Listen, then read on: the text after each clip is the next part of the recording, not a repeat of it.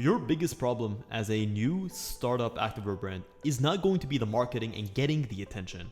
It's what happens after you got the attention and after you've sold the customer. If you're spending money to acquire a customer and then you never sell them again, you're essentially bleeding money. You might think that because you're getting new customers in through the door month by month that you're growing, but ultimately, once you had your sale, if you don't sell them again, then you're leaving money on the table and you're essentially bleeding your brand dry. Especially in fashion where your margins are going to be tight and the cost to acquire a customer is going up every single day. Let's just say it costs you $30 to acquire a customer and it costs you another $30 in terms of cost of goods sold to sell that customer, and you're selling that product for $60. With one sale, you've barely broken even. And that's the reality. That's what most people don't see. They're just focused on the numbers, not realizing that yes, the numbers are important, but the profitability of each customer that comes through the door is equally, if not more important. And we call this as your customer LTV, or a lifetime value. In this episode, we're going to be looking at how to build a brand and how to build a product experience that gets customers through the door, but gets them coming back time and time again. So without further ado, my name is Shadi Adada. I am the co-founder and creative director of FittDesign, the world's first sportswear design agency.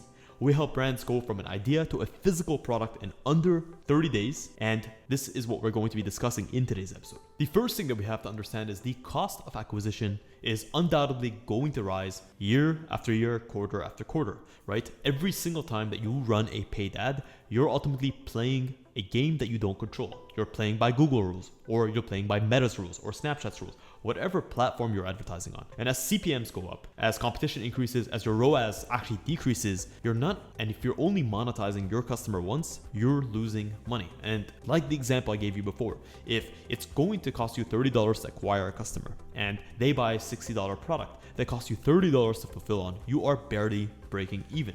Now, on the flip side, imagine this. Imagine you sell that one customer and then you optimize your business to get them to come back through the door the next time. You are doubling your profit off the same customer that's cost you nothing to reacquire.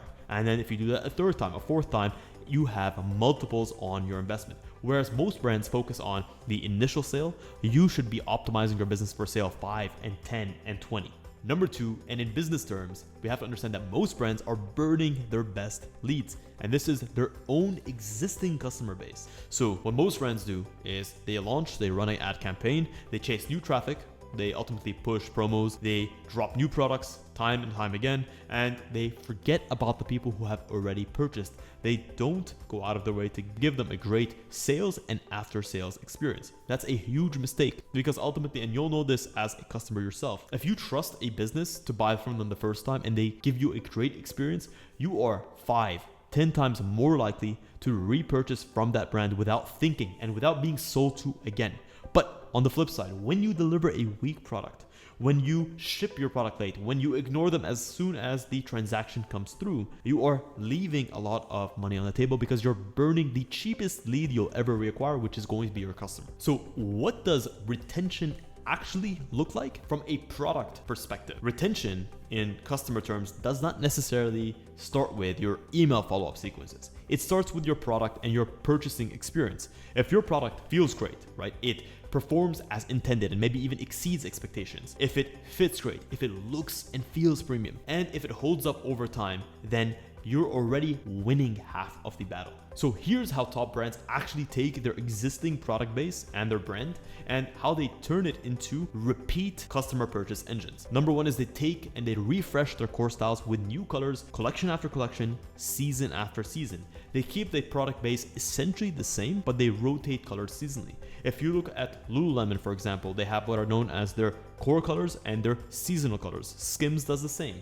A lot of brands are coming into that mix where they have colors available year round, and then they offer in fresh colors every single season to maintain interest and to boost repurchases. 2, you need to design with the mix and match intention in mind, understanding that customers are more likely to come back and repurchase if you offer products that are joined functionally and ideologically with existing products that they might have already purchased. For example, you have the perfect jogger that goes with the t-shirt set that you've already launched, then customers are much more likely to come back and repurchase from you because they want to complete that set, or they want to unlock a next level of value that is only unlocked with these both products in mind, of which they've already purchased 50%. So they already feel this sort of investment into your brand right off the bat. And lastly, when you launch a product, launch it with the ideology of what is the next product that comes after this. So when you release that product, ask yourself, what's the natural follow-up to this piece?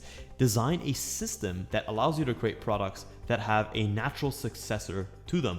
And believe me, you'll keep retaining customers because you'll keep giving them something to come back to, and you won't be bogged down by the idea of what to design next because you would have already designed step 1 with step 2, 3, 4, and 5 in mind.